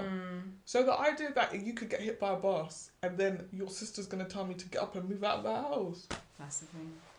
So it's definitely planted huge seeds of doubt in the relationship, and you can just tell throughout the series, like, I don't know, it feels like Freddie irritates Catherine. Like, I think that when the doors opened and she saw him, the physical attraction overtook whatever that. Because if I'm being honest, I don't know if it's the same with Ollie. I never got I want to marry him vibes from either one of them. And then when when Freddie proposed to her and she saw him, she said, "Fucking hell, he's a bit of me." Yeah. And then, well, actually, we found out that Sam was a bit of her. I mean, that scene was crazy. We'll come to that. But and then that overtook the fact that they still have time to they were still trying to figure each other out and get to know each other. So what keeps happening throughout the series is I'm sure the physical intimacy is fantastic, but the actual spending time together, they're like, he's not my person. Yeah.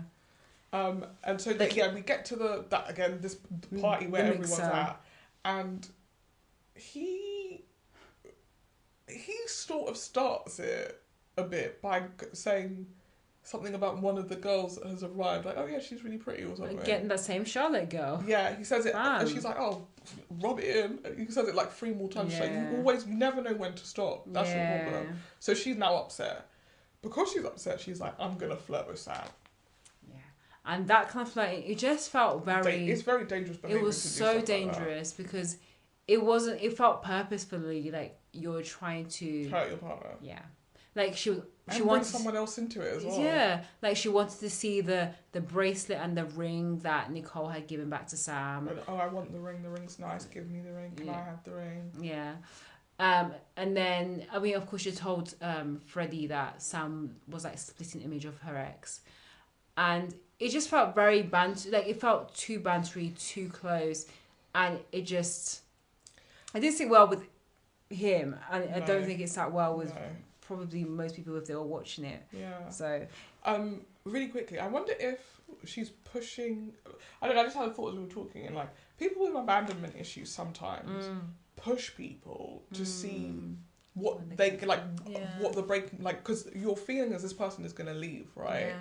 And I'm starting to feel drawn to them and attached to them, so now's the time to test that bond, but I'm going to be as much of a dick as I can to see if you're actually going to leave me, and if you leave me then you're confirming that core wound within me, which is that everyone leaves me, and if you stay then it's like, oh, and now I know that for real you're my person, but the other person doesn't know you're doing that, and so all they're seeing is you being horrible to them, and inevitably they are going to leave, and then you can be like, see, I knew he was going to leave. Maybe. I wonder if there's a bit of that self-sabotage going on. I mean, I definitely think there is some self-sabotage parts to it, because honestly, on paper, they do feel like a really great match, and I feel like the producers, when they were probably getting the contestants together, they probably saw Catherine and Freddie being a match. But yeah, it's a really interesting take, and out of all the couples, she feels the one that nitpicks the most at him. Yeah, I think it's that thing of just trying to be like, are you the most perfect person for me? Yeah, but I think that are you the most perfect person for me is that form of self-sabotage, which is that like, I just assume that I'm not good enough to have this thing because why do my parents not want me? And so now I'm being just as like brutal about the people that I'm picking, to also just continue to perpetuate the cycle that like I always get, like even the fact she said every guy I've ever been with was cheating on me, isn't that a form of like that person rejecting you? Yeah. And isn't that reliving that core wound? Like it's you know, it's cyclical in a way that like if you don't pay attention, you wouldn't know. You'll never know until someone tells you that's what you're doing. That's true. I hope she figures it out. So do I, honestly, because Freddie's a good guy. Yeah, because he's a good man, Sabina. If she gives up already, that man snatched up. Well, I'm telling you, he is ravenous. He is going to rinse. Like, wow. And Freddie's in a unique position where, you know how sometimes there are people that black people find attractive, like there are white people that black people find attractive, and there are white people that white people find attractive. Freddie is across the board. Everybody is saying, hey, he's attractive. I'm ready to be food director's wife. Me and my husband, we lead funerals. That's what we do. I will quit my job tomorrow. Freddie, tell me if you need help on the family business. I mean, he is very attractive, but do you think he's a little bit dunce? Who cares? Who actually cares? Who cares? Actually, I hope it's dance. Because it would be dangerous if he was attractive and smart. You know what you say? Yes, true. Oh my gosh, very true. You know what you used to say that you want a guy who's just like a carpenter who just like, wait, I feel like Freddie's just like, he has that. He's not in the corporate world. He's just like... You get home, he's like, I fixed the door. You're like, oh, well done, Fred. That's great. Rub my feet now. Yeah. We can just do a quick fire round on the next couple of couples. Yeah. Firstly, Stephen and Sabrina. They were the first couple that got engaged. Yeah, the baby thing felt like a really big deal at the beginning, and then that never sort of seems to come up again. Yeah. They seem very happy together. They also seem like quite a good fit for each other. Yeah, they love gratitude journals, meditation. They seem actually like two very annoying people, but at least they have two very annoying people that found each other. The only thing that I think is really interesting, apart from the baby thing, i.e. Is that Freddie Reed's kind of gay? No. Reed's kind of gay. No! There's something about him that is given. I've seen this man outside of a gay club before. No, or it's because he wears Speedos. It was before even the Speedos thing. When I saw him in the pods, I said, "Does it get?" No, I actually thought that Stephen was getting more attractive as this. Oh, you're disgusting. No, I'm joking. Maybe he works for you, and I like that. No, I actually really like his personality. I do. I think that he has like humor, and he's not afraid to give a bit of banter. Like, he knows he's an attractive guy, and he always kind of takes the mickey out. He thinks he's an attractive guy, whatever. He takes a mickey out of that with Sabrina. I think the only big difference is actually where they live. Like, Sabrina's from Belfast. I think it is stupid that they've done it in that way. But what do they do? Like, do Love Is Blind based on only London, like they do in the US? Yeah. I mean, that would be fire. Yeah, it would be. Because now this is going to become a reason why people break up, which is annoying. Because I'd much rather people broke up because they sucked. But this is what happens all the time, even with Married at First Sight UK, when they have contestants all across the UK. They need to stop doing that. The thing is, the UK is just like we don't have like states like the US where they. Yeah, we do. Wales. It's just not as compelling if it's Love Is Blind London. Scotland. Yeah, I think Love Is Blind West Coast. Just Somerset. I mean, Bristol. I don't know what I think it will rake in, but we'll end up. We can figure out which areas have the hottest people. It's true.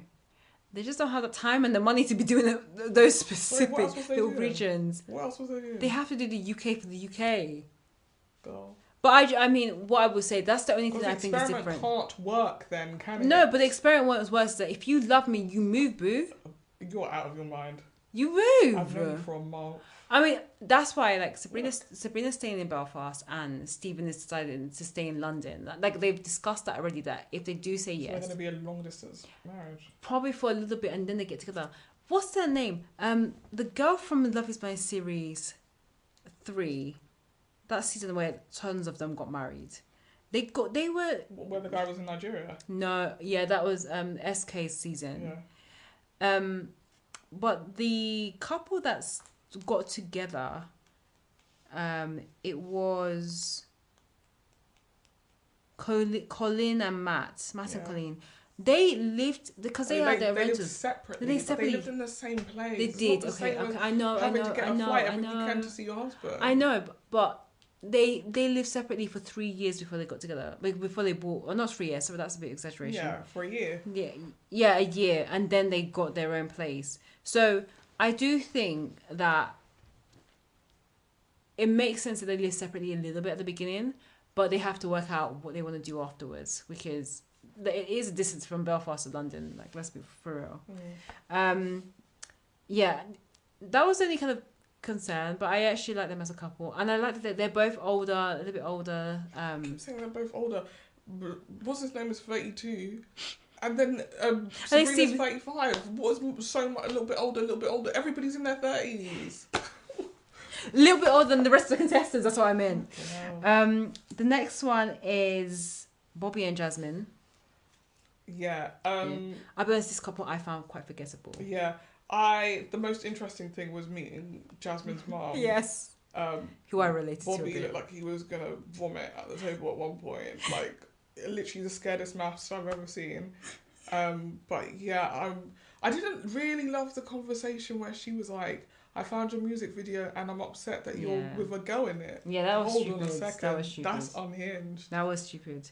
That was giving me, like, Jasmine is very, very, very insecure. Yeah, she is. Super insecure. But what's interesting is, like, putting her against Demi, her insecurity is this fear that you'll cheat on her, right? Yeah. She's not insecure about her looks. No. She knows that the problem isn't her. But again, if this man's going to cheat on you, there is nothing you can do. True. Sis. Check his phone every day. Go with him to work. Shrink yourself down so you can be in his pocket everywhere he goes. If he doesn't want to be with you, if he wants to cheat, he's going to cheat. Yeah. What you need to get better is spotting the cheaters. Not changing your whole lifestyle, telling someone they can't have a girl in a music video. Because she was properly jealous of the music video of a girl that he shot with a girl before he even met you.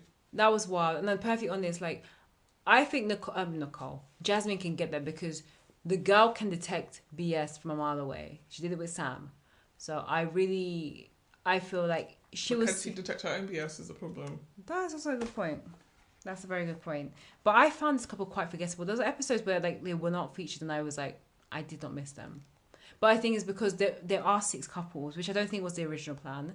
Like usually most of the season they have about 5 couples, or even if they have a lot more couples, they just hope that one or two of them, off, which happens really. But in this case, they all kind of made it through the honeymoon. So, yeah. And our final couple, which was almost getting close to the forgettable one, but I think they are still a very interesting couple, was Maria and Tom. I really like Maria. There's something about Tom that makes me feel, I don't know, I'm not 100% sold on him. Same. Something a bit off. I really liked... I think it's because he has a bit of a superiority. Yeah. Like, even at the beginning, when they were in the pods and she was saying, like, I'd be more than happy to be, like, a wife and a mother. And he was like, oh, I'd never want to be with someone who doesn't want to work. And then, like, later on the conversation about her being a makeup artist, to be like, oh, yeah, I definitely would have had preconception. And I was like, hold on, what's the preconception about being a makeup artist? Yeah. Because she knows how to beat her face. What's the point? Is that, what's the problem? It means that you're obsessed with looks. I mean, it sounds like you're stupid, to be honest. Like, also, those feel like opinions from, like, 2005. You realise people make so much money from the makeup industry now, right? Like, it's actually bustling industry. It's not like it was before. And even if before people made, I don't know, it just strikes me a bit as like he thinks that he's the smart, like he knows everything because he's 38. And I throughout the series I started to turn off to him. Initially in the pods I kind of liked his vibe because he was a bit of, again, a cheeky chappy. He has like great banter. He's white. He was connecting with like both Maria and another girl called Tash. Yeah. And I really liked Tash as well. She seemed very sweet. She seemed very sweet. She said that she had like lost quite a lot of weight. So previously had been heavier, and like she saw how her like the image and the perception of her had changed because of that weight loss. And you can just see that she's just a girl that wants to fall in love, but there was a bit of insecurity there. But I felt they connected well in terms of like the way they communicated and the way the conversation they had, and they're very similar in terms of the way they saw the world. But he was concerned that he just didn't have a sexual attraction to Tash in comparison to Maria, and that's why he ended up pursuing the marriage with Maria instead of Tash. But I think their reveal was probably the funniest.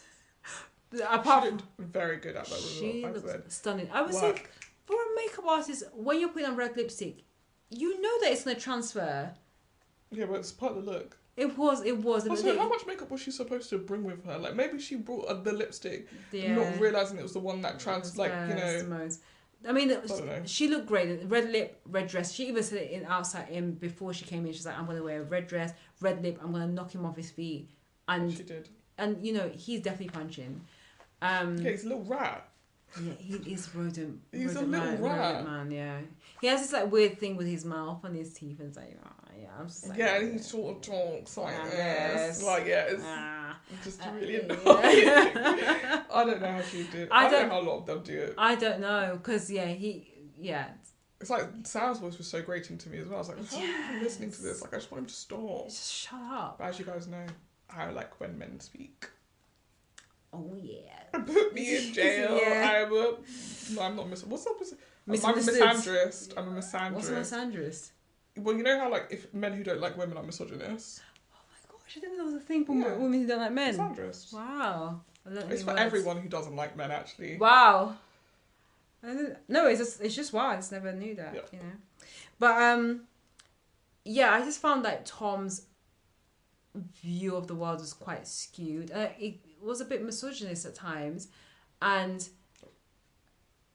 it's when you then add it on top of the fact that, like, they come from different cultures. Like, she's Muslim and more traditional, and he is not. Like, when the one of the first big debates and disagreements they had was they went for ice cream on their, like, first day out in London, and she offered to pay, and he was like, yeah, go for it. Oh yeah, like, I could never be with a man. And that would let me pay, because really the men in my family would never do that. And, you know, her dad unfortunately passed away during COVID. So, you know, she's really looking for a man that would make her dad proud. That type of thing that I really felt for her. It was a really, really kind of sad moment, and you could tell the emotional toll it's had on her. Yeah. But I don't feel like Tom will fit in, that they're blending as well, or he's willing to understand and relate to her culture as much as he thinks he can. Yeah. Even though when they met the family, when he met Maria's family, I did notice there was another English / white guy there. Maybe that's collecting white guys. No, which maybe the partner of maybe the sister. So they do have a multicultural family. I just think that's going to be their biggest hurdle, is like how they see values in terms of finances and culture, which again is really great conversations to be having in the lead up to a wedding. Of course, you would not want the wedding to be 2 weeks away and you're having these conversations. Yeah, the time is so short. It's so short. It feels even shorter than usual. Yeah, but they came out from the honeymoon and it's like, you've got 18 days to get married. I was like, bloody hell. Yeah, it felt very short, but we're gonna have to just wait and see. Yeah, I think these are all our 6 couples. Oh yeah, the only thing I was gonna say before is when in that mixer, the messy mixer, let's describe it as that. When Tash and Tom meet for the first time, the vibe is weird. Yeah. Very weird. Because at one point she does tell him that, she had fallen in love with him and that she loved him. Which I was like, oh, this is a bit out of order because, like, the guy's engaged. Why? She can say what she wants to say. She can. And then there was a point when I loved it when they were having the conversation and someone went to Maria going, oh, Tasha and Tom are talking. She was like, I don't care. Like, literally. Like, I know, he knows that I'm the one. There's no problem. But after they were talking for a bit of time, she literally went over and she was like, hey, Tom, can we just sit down over here? And then I saw that. I just like ended the conversation. Yeah, quickly. But I love that in comparison. Again, I hate to come to the comparison with Demi. Like, the insecurity that she had. And you're right, maybe the girls that come in knowing that I'm hot, I'm attractive, I do not have to worry about my looks. That is not an insecurity for them. Yeah, but why would it be? It's very true. And also, like, we know as viewers that he chose Maria because he knew that he felt that she was going to be hotter than Tash. Yeah, which is crazy. When there was a bit where he said, I dream about you and I could just feel you on top of me, your hips and all that. I was like, what? Have you seen this girl? Oh, yeah. Like, do you know? And she found it, as always. It's always like, the people find, that's the thing about this show, like, people will find the weirdest shit, like oh my God. It's so romantic, Yeah, oh my God, yeah. I can't wait to, wrap my arms around you. Yeah. Poop on your face. Okay, let's not. We're not doing that. Some people do that. Yeah, not today. I never said they should do it today. Okay, those are our 6 couples. Yeah. So yeah, it's a big old party. The next episodes are going to be the weddings, and then we'll have the reunion. So we'll find out what happens. Don't bring Sam, please. I beg. Yeah, but I don't want to sit through that. I know. Predictions. Should I go for each couple? You can tell me yay, nay. Do you think they're going to make it to the altar? Do you think they're going to say yes to the altar? Okay. Do you think they're going to be still together? I'll go with my gut. Okay, we'll start with Stephen and Sabrina. Yes. I think no. Okay. I think that the locations is going to end up being a bigger discussion point. Okay. Catherine and Freddie. No. I initially wrote, after the first batch of episodes came out, I wrote yes. And changing it to no because the prenup, I think. Sorry. Oh my gosh. The prenup to me feels like a nail in the coffin. Yeah, and I honestly do think that, like, she has probably needled him in a way that means that, like, he's going to leave out the altar, which again is the ultimate rejection for her. But it's also possible that she says no to him. Yeah. That's true. And actually she changes that core wound from once she's rejecting somebody. Yeah. Before they can reject her. I don't know. But yeah, I don't see it for them. I don't see it for them either. Actually, I didn't, even though when she met her parents, his family, they were all really nice. I don't know, I get the impression that they don't really, that's not what they really think. A little bit. I think they love Freddie. I think they love Freddie a bit too much. Yeah, maybe. But yeah. Because the mom was saying to Catherine, like, oh, when I see you and Freddie, I see like the husband and what, like how the father and mom is. Yeah. So I don't know. I think it's gonna be. Like, first of all, I don't look like you, bitch. No. Don't ever compare me to you. I'm trying to think who will do the breakup. I think it'll be Freddie. Yeah. You think it'll be Freddie? As well, yeah. Yeah, I think it might be Freddie. Demi and Ollie. Oof. Question mark. Really? I really am question mark because I'm now that I've noticed that his family are not involved. If I was Demi, I actually could not say yes to you having not met your family. Sorry, that's really weird to me. It's true. That's really weird to me. And maybe that's a conversation they've had off air about why he's not. Coming. But I just feel like she's introducing him to everyone in her life. And he's just there. Yeah, but even the same thing with Tom. Tom's mum doesn't want to be involved, and he was like, yeah, that's like my mum is. But is it a deal breaker for you? Because if it is, then what the hell are we doing? But that's the thing. Like, why come on the show if your family's not on board with this? Well, maybe they're like, it's not my family's business. I want to be famous. Yeah. Nonsense. I said yes. I can just see Demi and Ollie walking down the street in London, holding hands in the summer. I would love for it to work out for them. Yeah. Because I do think there are moments of gold there. Yeah. But yeah, I don't know. Yeah. I don't know. Yeah. Benaya and Nicole. Yes. Yes. I want them to help them. I want them to be the next Zach and Bliss. But like, of course, like we want to. These circumstances should be rare. Like, perfectly honest, it's not always gonna happen. If someone says no and makes a mistake, it's not always gonna happen that they're gonna get the second chance. But when it does happen, it should be rarities. When it does happen, I want to support it. And I think that they are really well suited. Yeah, so do I. Bobby and Jasmine. Yeah. Yeah, right. Yeah, they're so forgettable, but yeah. That's how I feel about Stephen and Sabrina. They are the twos. Mary and Tom. Mariah and Tom. Oh my god. Maria and Tom. I think it'll be him saying no. I said no. I think it'll be him saying no. Yeah. I think she's all in, to be honest. And especially because he's met her family and they've kind of signed off on it.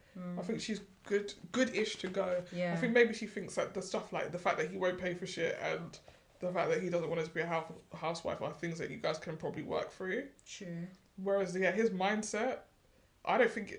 This is the problem. Sometimes people get to a certain age, they actually don't want to be different. True. I think they have so many fundamental differences. Like, the culture, the way they see money, the...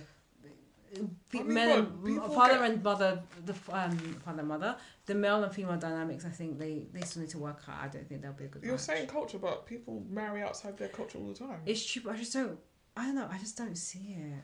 I just don't see it working long term. I do think it's probably gonna be more on him, but I just think even if they say yes, I think they're gonna face some cultural issues this down the line. Okay. That's just my personal opinion. Okay. Those are the 6 couples. Before we finish up, apart from Freddie being the hottest guy, who else did you think was hot? Oh my god. I was asking who else she thought was the hottest and you just jumped in. Benaya. Yeah. I said... Okay. Wow. So the white boys do it for you.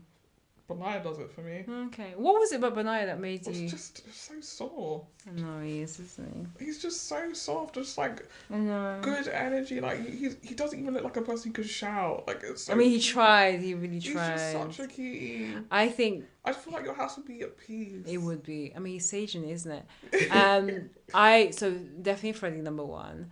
Stephen was. Why'd you have to say Freddie again? We all know Freddie's. I just want to emphasize it. Okay, then the same Freddie. Okay. Oh my god. And then I really. Tony Goldwyn all over again. Don't let anybody breathe. Please. Then I did start to think that Stephen was more attractive. I'm so sorry. You're a sicko. But actually, this tracks with what I've seen of you. Excuse me? Swiping on the apps or what I've seen you like before. This actually tracks. No, it's not actually. Yeah, It's just, does track. Nah. It does track. I did think like Benaya was getting more attractive, but it's only because I liked seeing him. Don't worry about Benaya. I liked. It's not for me. He's not for me. Yeah. He's a bit too skinny for me. And he better not be. I'm surprised to hear that. Yeah. I'm surprised to hear that. You're an idiot. It's only because of how much he cares for Nicole and how much he rooted for her, like empowered her, and then whatever. And I only love Tom's humor. I don't know if he's fake. You're in the sunken place. You can't be saved. Anyway, Tom's humor. That guy looks like a little I'm not saying rat. he's fake. I'm saying what is coming out of his mouth. Can we just say on the pod? Go on. Earlier episode, this girl said you don't like rat boys. Then when Tony Goldwyn was a rat, and now today Tom as well. You just accept that you are. I don't like rodents. I actually don't know what my biggest phobia is. But look, all I'm saying is this. I like a guy who maybe you're scared of them because you're intrigued. I like a guy who can give quick banter, and he did that off the back. And you think that makes this man attractive? Not him specific, not his face, but the humor. But but this is my question. Are you saying that the humor is enough that you could be like, yeah, let's do this with Tom as it currently looks? Yeah, his face is not bound to change. Probably not, but if I could take a bit of. Maybe put the humour of Tom into Freddie. He's quite funny though. He's kind of goofy. He is kind of goofy. Okay, put the humour of Tom. Oh, you really thought Tom was funny? Into the and the body of Stephen into the. This sounds like a horrible Frankenstein monster. Into the heart of Benaya. You put the body into the heart. Sorry, let me correct that. Put the heart of Benaya into the body of Stephen, and Tom's humour into Stephen's body. Okay, this is the ugliest Frankenstein dude, but I get what you're trying to say. The division is there. But I think... actually, unlike you, I want either Freddie or Benaya as is. I will take my dumb funeral director husband any day. I don't want him to be funny. I don't want him to be smart. I think he's funny as is. He's hilarious. Oh my! He's so funny when I see his gorgeous face. I laugh and laugh. So, next time we're going to conclude the Love is Blind review. We're going to talk about the weddings and the reunion. See who said yes to the altar, who said no, and are they still together? I'm really excited to watch it. I'm really excited. Yes, because I'm so keen to know who stay together. I don't want to see Sam again. No, I think probably he may not even come. I hope not. Like he will. Of course remember that season that boy that was not Shake. Shake didn't come. Yeah, Shake didn't come. The other guy as well, the one that he dated the girl. He had already dated the girl in the outside world. Oh. By the way, I can't remember any of these names. Yeah, I mean, their names are not very memorable. No. I couldn't remember his name. I was going to actually ask you before. I mean, we can rate it now. Do you want to rate the series? No, we'll rate it at the end. Oh, and also how it compares to the other franchises. Let's do that as well. We could do that next because we only have one episode to talk about. So and I'm keen. It'll be 2 weeks from now. It'll be 2 weeks from now. Yeah. I'm keen to watch Mexico. Oh yeah, I'll save it for next time. But the girls in Mexico pick me down. Really? Begging these guys to marry them. Oh, they're just doing too much. I was actually surprised by how simpy they were. I was like, get up, girl. Oh no. Yeah. But I just got to the wedding, so. Okay. I think the name of... Why can't I get the cast? Anyway, don't worry about it. Have we signed out with this episode yet? No, we haven't. Okay.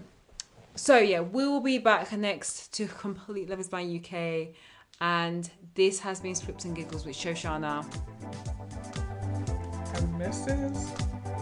Freddie Marnie. That's right. I put his name as my first name.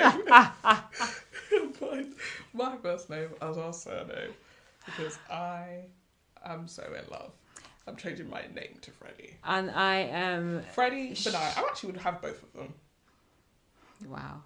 I'm Shoshana Freddie, Stephen with a bit of Bonia's heart. Oh my God. And Tom's humor.